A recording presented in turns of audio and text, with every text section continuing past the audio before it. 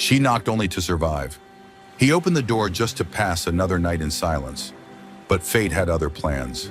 Eliza and Jonas were strangers bound by loss, until danger forced them to become something more. Not just survivors, not just protectors. Family. The wind screamed through the valley like a wounded beast. Snow came sideways now, slashing across the dying light, devouring everything in its path. No trails, no markers. Just white and more white. Eliza Cooper pulled her shawl tighter across her shoulders, though the threadbare wool did little to fight the cold that gnawed at her bones. Beside her, 3 small figures trudged in silence, heads down, faces hidden beneath scarves and worn hats. Nathan, the oldest at 10, kept his jaw clenched tight, refusing to show weakness. Lila, barely 8, clung to his arm, her steps faltering more and more with each passing hour. And Ben, sweet, tender Ben, just 5, whimpered softly as he clung to his mother's skirt, his tiny mittens stiff with ice. Eliza's legs burned, her lips cracked every time she whispered for them to keep going. She didn't know how much farther they could make it. She wasn't sure if she would make it, but she couldn't stop. She wouldn't. Not after Matthew, not after what he'd said as he rode away, leaving them stranded at Bitter Hollow with nothing but half a sack of flour and his sneer. "You'll figure it out, Eliza. You always do." She could still hear his voice in the dark, could still taste the betrayal when she realized he hadn't just left for supplies. He'd left for good. And so she walked, through the storm, through the ache, through the desperate silence, until she saw it, a light. It flickered faintly in the distance, half hidden by swaying pines and a heavy curtain of snow. A cabin. Eliza's knees buckled in relief, but she forced herself upright. "Come on," she whispered hoarsely to the children. "Just a little more."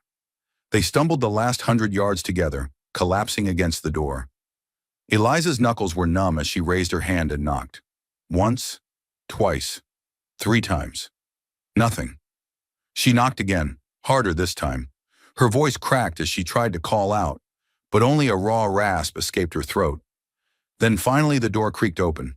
A man stood in the doorway, shadowed by firelight behind him. He was tall, broad in the shoulders, with a thick coat hanging heavy off his frame. His face was carved with sharp lines and a beard dusted with gray. But it was his eyes that struck Eliza. Cold, wary, and tired. For a long second he said nothing. Neither did she, but words weren't needed. Not when 3 frozen children clung to their mother's skirt, shivering violently. The man's jaw tensed. He stepped aside. "Get in!" Eliza didn't hesitate. She ushered the children inside, practically dragging Ben across the threshold. The door slammed shut behind them, sealing out the scream of the wind. Warmth hit them like a wave, the crackle of the hearth, the faint smell of pine and smoke. The man moved briskly, pulling chairs closer to the fire. "Sit. Get warm." Eliza obeyed, unwrapping scarves and peeling stiff coats from her children's tiny bodies. Nathan helped Lila, rubbing her arms while Ben buried himself into Eliza's lap. The man disappeared into another room, returning moments later with thick blankets and a kettle. "Drink," he said, pouring steaming water into chipped mugs. "Ain't much, but better than the cold." Eliza accepted the cup gratefully, wrapping numb fingers around it as she stole a glance at their host. He moved like a man who didn't much like company. Everything about him, from the set of his jaw to the way his boots thudded on the floorboards, spoke of solitude. Still, he hadn't turned them away. "Thank you," Eliza managed, her voice raw from wind and fear. The man grunted. He stirred the fire, sending sparks leaping up the chimney. "You come far?" he asked, finally breaking the heavy quiet. Eliza hesitated, but something about his steady presence, the way he didn't press, made her answer. 3 days, she whispered. "East of Bitter Hollow. Wagon broke. Walked the rest." The man didn't blink. "Why?" The word hit harder than she expected. Simple. Director. She swallowed, eyes darting toward her children, now huddled and half asleep near the hearth. "Left," she said finally. "Had to." That seemed enough for him. He didn't pry. Instead, he nodded slightly and leaned back against the table, arms crossed. "Name's Jonas Hale," he offered after a pause. Eliza Cooper, she replied softly. She glanced at the children. Nathan, Lila, Ben. Jonas nodded again. His face remained impassive, but his gaze softened, just a little, as he watched Ben's small hand clutching the hem of his mother's skirt, even in sleep. You're safe here, Jonas said quietly. Storm's got nowhere to go tonight, and neither do you. Relief hit Eliza so hard she almost sobbed, but she held it together. She always had. Instead, she met his eyes and whispered, Thank you. Jonas only turned back to the fire, his silhouette glowing faintly in the flicker of the flames. Outside, the storm howled against the cabin walls, but inside, for the first time in what felt like forever, Eliza and her children were safe, for now. Morning came slow. The storm had not passed, only softened. Its howl now reduced to a dull hiss like a snake coiled outside the walls, waiting for weakness. Eliza stirred first. Her back ached from sleeping upright near the hearth, but her eyes went immediately to the children. Nathan, Lila, and Ben were still bundled in borrowed quilts, their cheeks pink now with heat instead of cold. Ben's tiny hand was resting lightly on Lila's shoulder, and Nathan had shifted sometime in the night to curl protectively around both. They were safe, for now. Eliza rose carefully, her legs stiff, and glanced around the cabin. The place was plain, but not without care. Tools were lined neatly along one wall. A shelf of books, worn but organized, stood near the door. The table was scarred with use, but clean. She found Jonas outside. He stood on the porch, axe in hand, splitting kindling in clean, practiced motions. Snow still fell lightly, dusting his shoulders, but he paid it no mind. Eliza hesitated, then stepped out, pulling her shawl tight.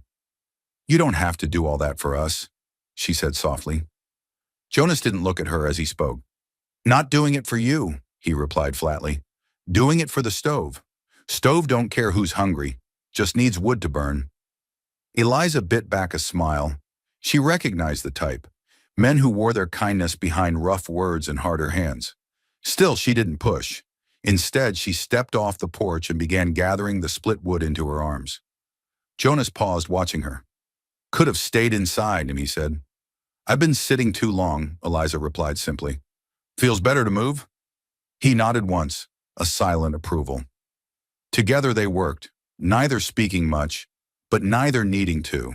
By the time the woodpile was replenished, the sky had lightened to a dull silver. Jonas jerked his chin toward the door. Coffee's probably still warm. Inside, the children had begun to stir. Nathan yawned and stretched. Lila sat up, rubbing sleep from her eyes. Ben clung to the quilt, peeking out cautiously. Jonas poured coffee into 2 tin cups, black, bitter, and hot. Eliza took hers gratefully, wrapping cold fingers around the warmth. You planning to move on when the storm breaks? He asked after a moment. Eliza hesitated. I don't know. I thought I would. Had family west, or thought I did. But letters stopped coming long before winter. Jonas didn't press. Instead, he simply nodded and sipped his coffee. You ain't the first to come through here thinking West held all the answers, he said quietly. Most of the time, all you find out, there's just more questions. Eliza met his eyes across the table. For a fleeting second, something passed between them. An understanding. They were both ghosts in a way, people left behind by the world. As the day wore on, the children settled. Nathan helped Jonas with the animals, hauling hay and breaking ice in the trough. Jonas showed him how to hold the axe, how to swing without wasting strength. Lila stayed inside, helping Eliza patch torn mittens and prepare a thin stew. She asked quiet questions about Jonas. Why he lived alone. Why he didn't have a family. Ben trailed Jonas everywhere. The little boy asked endless questions, his voice small but eager. What's that knife for? Do bears come here? Can I have a horse someday? Jonas, to his credit, answered every single one. No, he said at one point, gesturing to the gun hanging by the door. That's for bears, knives for wood, or stubborn knots. By evening, something had shifted in the cabin. The silence wasn't heavy anymore. It was comfortable, familiar. The children laughed softly as they played near the fire. Eliza smiled as she stirred the stew, glancing every now and then at Jonas, who sat whittling a small figure. a bird, delicate and precise. She noticed the way his hands worked, slow and careful, as if shaping more than just wood. "You carve well," she said quietly. Jonas glanced up. "Something to do when the wind won't stop howling." Eliza watched him a moment longer. "I think," she began carefully, "you're kinder than you let on." Jonas didn't smile. Not exactly, but his lips twitched slightly, and that alone felt like a victory. Night fell heavy and slow. After supper, the children curled up near the hearth again, already half asleep. Eliza and Jonas sat at the table, the lamp casting soft golden light between them. Outside, the storm had lessened, but the cold still pressed against the windows. Eliza's fingers curled around her cup as she stared into the flickering shadows. "Thank you," she said suddenly, voice low but sure. Jonas raised an eyebrow. "For what?" "For letting us stay. For not asking too many questions." Jonas looked away, his gaze settling on the sleeping children. "Didn't seem like you needed more questions," he murmured. "Seemed like you needed rest." Eliza felt something tight loosen in her chest. "I did," she whispered. For a moment silence settled again. Not heavy, not empty. Just easy. Jonas rose, stretching his broad shoulders. "Storm's breaking," he said. "Tomorrow you can head out if you want." Eliza nodded slowly, but something about the thought made her stomach twist.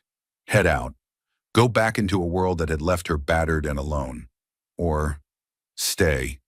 But that was a thought for another night. For now they were safe. For now the fire burned steady. And for the first time in a long time, Eliza Cooper allowed herself to hope that maybe, just maybe, safety wasn't temporary after all. Morning broke with a pale, uncertain light. For the first time in days, the sky held no snow. It hung heavy and gray. But still, it was clear. The storm had passed. Jonas Hale stepped onto the porch, boots crunching softly against the hardened snow. He could smell change on the air. Not just spring trying to find its way through winter's grip, but something else. Inside, Eliza and the children were already stirring. Nathan was rolling up quilts, eager to help. Lila sat braiding her doll's yarn hair while humming softly. Ben followed Jonas everywhere that morning, asking about the animals, about the trees, about life beyond snow. It felt normal. Too normal. Jonas knew better than to trust normal. By noon, Eliza stood in the doorway, wiping her hands on her skirt, eyes turned toward the distant ridge where the trail disappeared into the pines. "Do you think it's safe now?" she asked softly. Jonas didn't answer right away. He set down his axe, wiping sweat and frost from his brow. "Safe ain't something the land gives," he said after a beat, "but it's quiet. That counts for something." Eliza nodded, though doubt clouded her face. For a while, they worked side by side. Jonas repaired a fence rail that had cracked under heavy snow. Eliza swept out the cabin, humming gently as the children played nearby. Something about it felt settled, rooted, and that's when the sound came. Hoofbeats. Jonas heard them first. The steady, unhurried clop of horses, not running, not racing, just confident. He stepped out of the barn, eyes narrowing toward the trail. A rider emerged from the tree line, tall, lean, and dressed in a dark wool coat, too fine for this part of the country. Another followed, then a third. The first man removed his hat, revealing slicked back hair and a smug, familiar smile. Jonas knew his type instantly. Not a drifter, not an outlaw. Something worse. A man who thought law and power were his by birthright. "Afternoon," the man called, voice smooth as creek stones. Jonas didn't reply. Behind him, he heard the cabin door creak open. Eliza stepped out, wiping her hands instinctively on her apron. She saw the men and froze. Her face went pale. "Matthew," she breathed. Jonas didn't need to ask. He knew. The man dismounted slowly, confidently, boots sinking into snow and mud. He tugged his gloves off with casual cruelty. "Hello, Eliza," Matthew Crowley drawled. "Been a long road finding you." Eliza stepped closer to Jonas, instinctively placing herself between Matthew and her children. "What are you doing here?" Her voice was thin, but steady. Matthew's smile widened, though it didn't reach his eyes. "Come now. No welcome for your husband." You stopped being that when you left us to die in Bitter Hollow. Matthew tisked, shaking his head like a parent scolding a stubborn child. Come now, darling. Let's not make this dramatic. I've had time to think, to reflect. It's clear you and the children need proper care, structure, a man's hand to guide things. Jonas stiffened, jaw tightening. This ain't your place, he said flatly. Matthew's gaze slid lazily toward Jonas, sizing him up. And you are? The man whose roof they're under. Matthew chuckled low and mean. Well, isn't that convenient? Widow takes up with a stranger in the woods. Real wholesome. Jonas didn't flinch. You left them to die. I didn't. Matthew's charm cracked, his lips curling. I'm here to reclaim what's mine. I've already spoken with the sheriff in Glen Rock. I'm their father, by blood and by law. Eliza's face crumbled slightly at that word. Law. Jonas could see the fear there. Not for herself, but for her children. Matthew saw it too, and he pressed. I'll come back tomorrow, he said lightly, as if discussing weather. You can have tonight to say your goodbyes. But make no mistake, Eliza, they're leaving with me. Court's orders don't take kindly to women who run. He mounted his horse again, nodding once to his men. The three turned and rode out, leaving churned snow and silence behind them. That night the cabin was a tomb of quiet dread. The children had heard everything. Nathan sat stiffly by the hearth, trying not to look scared but failing. Lila clung to Eliza, asking quietly if they'd have to leave. Ben simply cried softly into his sister's lap. Eliza paced the small room, wringing her hands raw. What am I going to do? She whispered, voice breaking. He has the law. He has money. I can't fight that. Jonas sat at the table, staring hard at the flames. You don't have to fight it alone, he said simply. Eliza stopped pacing, looking at him with red-rimmed eyes. What do you mean? Jonas leaned forward, voice low and sure. I've seen men like him before. They think paper and threats make them untouchable. But this place, this town, they've seen what you are, what you've done. You kept these children alive. You built something here. He's counting on scaring you quiet. He stood slowly, shoulders square. But we won't be quiet. Not tomorrow. Not when he rides in expecting surrender.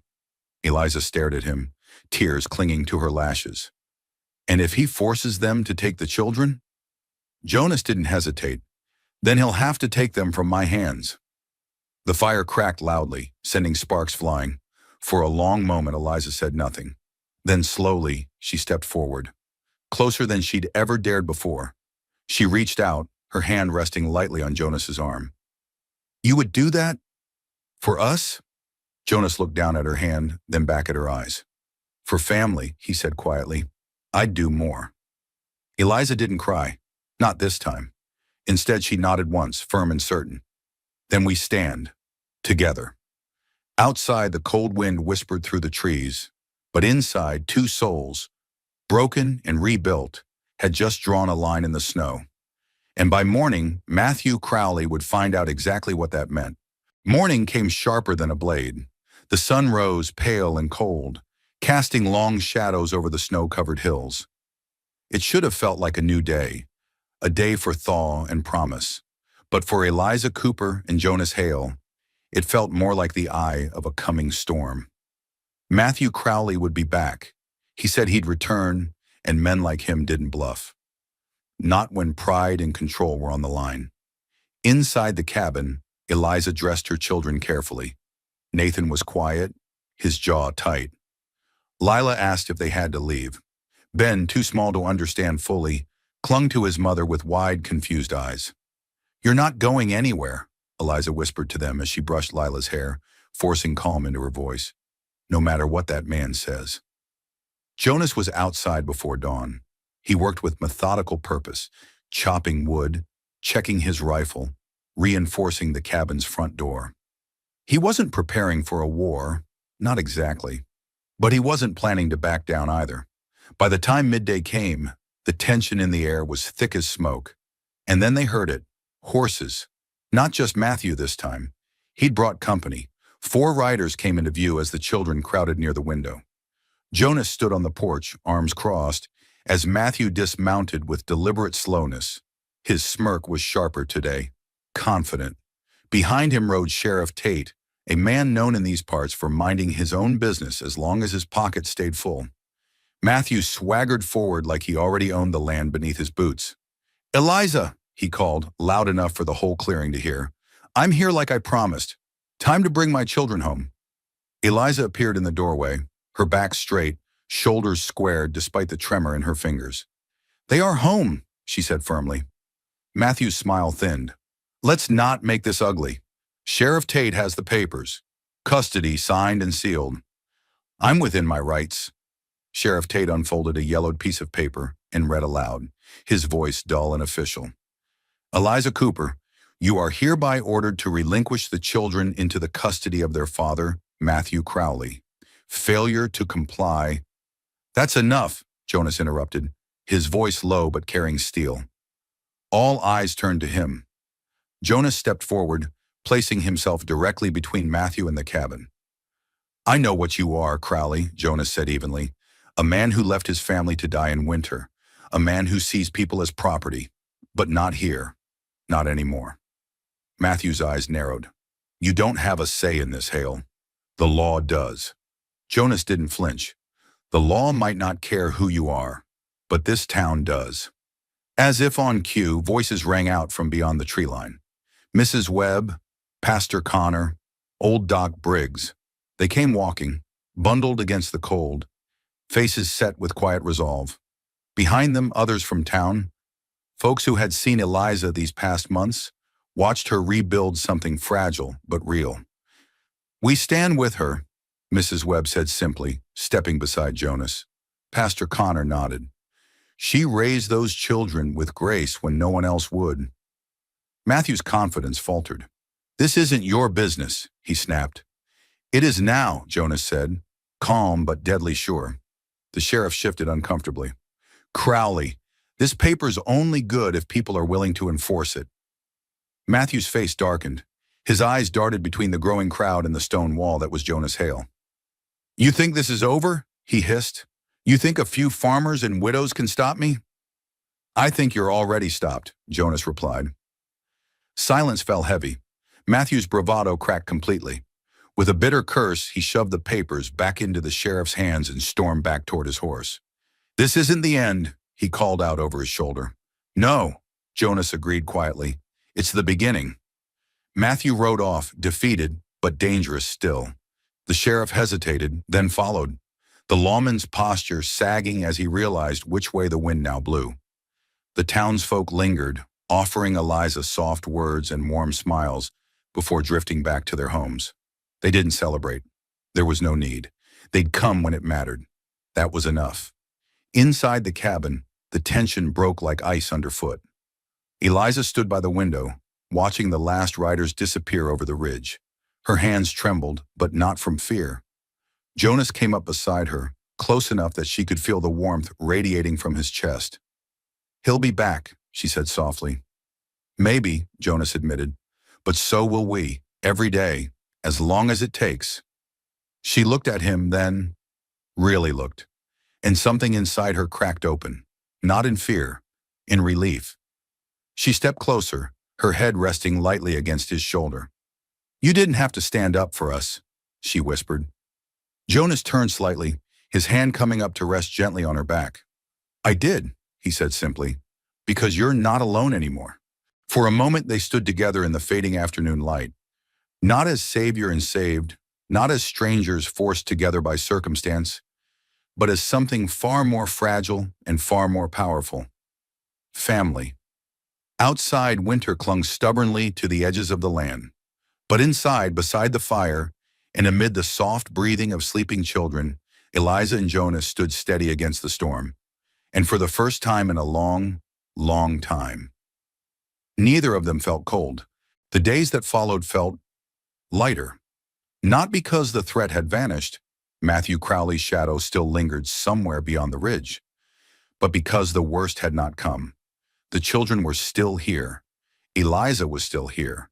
And Jonas Hale, who had spent more winters than he could count alone in his cabin with nothing but wood shavings and silence for company, was no longer alone. Spring came slow, but steady. The snow melted first along the edges of the cabin, forming thin rivulets that whispered past the porch. Buds broke through frozen soil, tiny splashes of green that Eliza paused to admire each morning. Inside, laughter returned like a song forgotten and found again. Nathan helped Jonas with repairs now. The boy's hands, once soft and clumsy, grew sure as he drove nails and carried wood without needing to be asked. Jonas taught him how to tie knots and sharpen tools. Nathan soaked in every word, eager to prove himself. Lila and Ben spent hours near the creek, gathering smooth stones and weaving daisy chains. They followed Jonas into the woods one afternoon, and when they returned, Lila held up a small carving he'd made for her. A fox, delicate and curious. For Ben, Jonas carved a simple whistle. The boy ran through the yard, blowing sharp, happy notes until Eliza laughed so hard she had to sit down. That sound, her laugh, startled Jonas the first time he heard it. It had been so long since this cabin had echoed with something other than wind and creaking wood. One evening, Eliza stood by the hearth, wiping flour from her hands after baking bread. Jonas sat nearby, sharpening his knife, though his eyes kept drifting toward her. The children were tucked in early, exhausted after chasing fireflies. A quiet hung between them, but it wasn't uncomfortable. It was expectant. Eliza finally broke it. "They're happy here," she said softly. Jonas nodded. "They should be." Eliza hesitated, then crossed the room, sitting down across from him. She leaned forward slightly, voice quieter now. "But are you?" Jonas stopped working the blade. He set it down carefully, then met her gaze. "For a long time," he began, voice rough with something tender. "This place was quiet because I wanted it that way. I thought, better to be alone than carry what I lost." Eliza's eyes softened, and she didn't interrupt. "But then you came. You and them." He nodded toward the back room, where faint whispers and giggles still slipped through the cracks. "And I realized quiet isn't always peace. Sometimes it's just empty." Eliza's throat tightened. "I never meant to stay this long," she admitted. Jonas smiled faintly. "I never meant to want you to." For a moment, the words just hung there, raw and real. Eliza reached across the table, her fingers brushing against his. "We don't have much," she whispered. Jonas turned his hand over, lacing their fingers slowly. "Got enough." Eliza's eyes shimmered with unshed tears. "Do you really want us here, Jonas? Not just until spring, not until the threat passes, but for good?" Jonas squeezed her hand gently. "I already see this place different because of you. I hear it different. Feels like a home again." Her breath caught. "Then say it," she whispered. "Please." He looked her dead in the eyes, his voice barely louder than the crackling fire. "Stay, Eliza. Stay and make this your home. Make us your home." That was all she needed. Her face broke, tears falling silently as she stood and crossed the space between them. Jonas rose too, and before either could say more, Eliza pressed her forehead to his chest, her arms sliding around him tightly. Jonas held her, steady and warm. Not with hunger, not with desperation, but with promise. The promise of mornings filled with bread baking and children's laughter. Of nights spent beside the fire, carving stories into wood and sharing dreams never dared aloud. Of family chosen, built, and fought for. Later that night, after the fire had burned low and the children slept soundly, Nathan stirred. He patted out quietly, finding Jonas standing by the window, looking out over the moonlit valley. "Jonas?" the boy asked softly. Jonas turned surprised. Nathan hesitated, scuffing his foot against the floor. "Is it okay if we call this home now?" Jonas swallowed hard, his throat tight. "Yeah, Nathan," he said quietly. "It's home now." Nathan nodded, relief softening his young face. But before he turned away, he asked one more question, one that hit deeper than Jonas expected. "Is it okay if I call you something else too?" Jonas's chest tightened. "What's that?" Nathan shuffled closer, his voice barely a whisper. "Pa." Jonas's breath caught. He didn't speak. He just reached out and pulled the boy into a tight hug, holding him close as the boy's arms wrapped fiercely around his middle.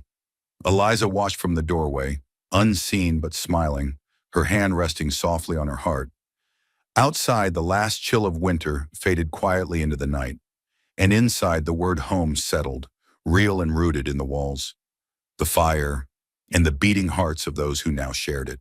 Spring had arrived in full now. The creek behind the cabin sang louder each day, its icy chains long gone. Buds burst boldly from trees that once stood bare, and the meadow grass reached greedily toward the widening sun. But still, winter's shadow had one more part to play. It came not in blizzards or bitter winds, but in the form of hoofbeats, measured and familiar. Jonas Hale knew the sound even before he saw the rider crest the ridge. Matthew Crowley. This time he rode alone. No hired guns, no crooked sheriffs. Just a man worn thin, his fine coat dusty, his bravado dulled by distance and failure. Jonas stood on the porch when he arrived, hands calm at his sides. Behind him, the cabin door stood open, Eliza visible within. Steady, composed. She didn't cower this time. Nathan, Lila, and Ben didn't hide either. They stood beside their mother, heads high, watching. This was their home now, their fortress. Matthew pulled his horse to a stop and dismounted slowly. His boots dragged slightly through the soft mud, his steps lacking the arrogant snap they once carried. Jonas didn't speak. He didn't need to. Matthew broke the silence first. "I came for them," he said, voice rough and uncertain. Jonas raised an eyebrow. "Last I saw, the court made that decision for you." Matthew sneered weakly. "Courts change." "So do people," Jonas shot back, his voice cool but cutting.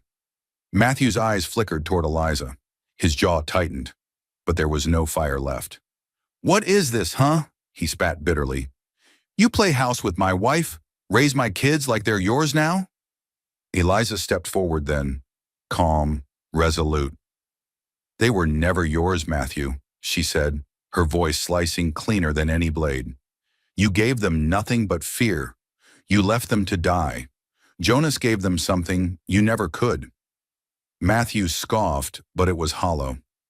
"I was their blood." "Blood," Jonas said, his voice hardening, "doesn't keep them warm at night. Doesn't mend toys or tuck them in when they're sick. Blood didn't teach Nathan how to split wood, or Lila how to read better, or Ben how to smile again." Matthew stood silent as the words hit him harder than any fist. Behind Jonas, Nathan's voice broke the tension.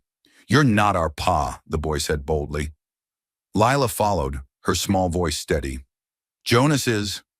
Even Ben, clinging shyly to his sister's skirt, nodded solemnly. Matthew's shoulders sagged as if the words themselves carried weight too heavy to bear. He looked at Eliza one last time. Something flickered in his eyes. Regret, maybe. Or just the realization that what he lost was never coming back. Without another word, he turned and mounted his horse.